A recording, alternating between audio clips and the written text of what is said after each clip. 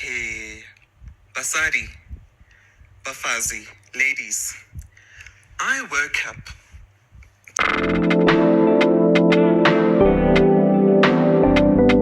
today reflecting on how I used to be a pick-me or pygmisha. So after I met men, I'd be in talking stages with them, and I used to invite them over to my house and cook for them. I used to cook very elaborate meals for them. I'd make pork belly with crackling. I used to make salmon for them, salmon fish. I used to make mohodu and dumpling. And you know how salmon and pork belly are very expensive? I would blow the budget in cooking for these men in hopes of them picking me after I auditioned for them. Nah? Guess what they did? They would eat my food, eat me for dessert, and they would still not pick me. They would still not pick me, because I cooked for them, trying to audition and prove my worth to them, And some of these men, one of them in particular, never even tasted salmon, that muskant, but he had salmon at my house for the first time, and he didn't pick me. So what I now do is, if I'm in talking stages with men and I invite them over to my house, the only thing they get is tap water, proudly provided by the city of Joburg municipality or Rand Water, But don't be a Ray and be a pick-me on an audition for men. Don't be like me. So the man who's in my life, it took me a very long time for me to invite him over to my house because he had to earn his way to my groceries. He took me out on dates. He paid for those dates. He gave me money. But now he has proven his worth for my groceries and my cooking abilities. So yes, I still cook for him, but it took a while for him to earn the privileges of my groceries. Moral of the story is, don't be a pygmisha. Don't be a pick-me and audition for men by cooking for them. Groceries are very expensive in this economy. You know what I'm learning with men is they generally, you need to keep them on their toes. Because if you don't keep them on their toes and create a scenario that makes them chase you, like literally create the adventure, like create the scenario that you have a boyfriend, let him feel like he literally worked. And don't show men that you like them. Don't show a man that you like him. I know this is too many rules, but this is a way for you to protect your heart and protect yourself from men who are not sincere about their action.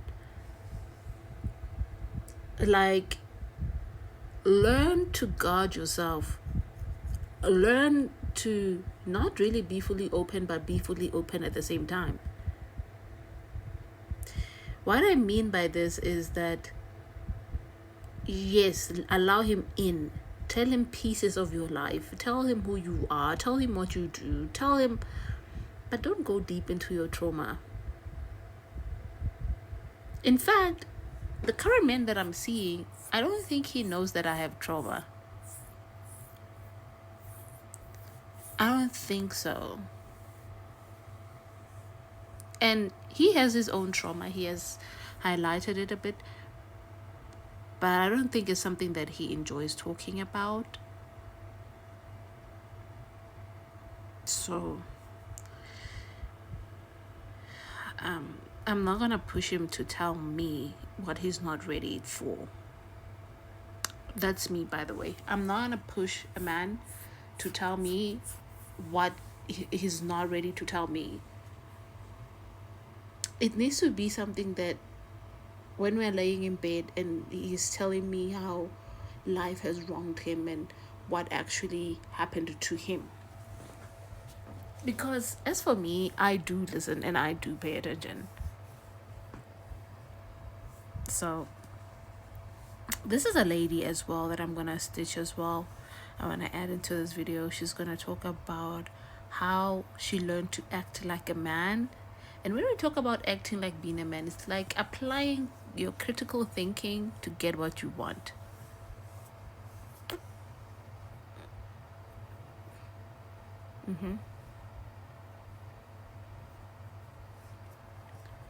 So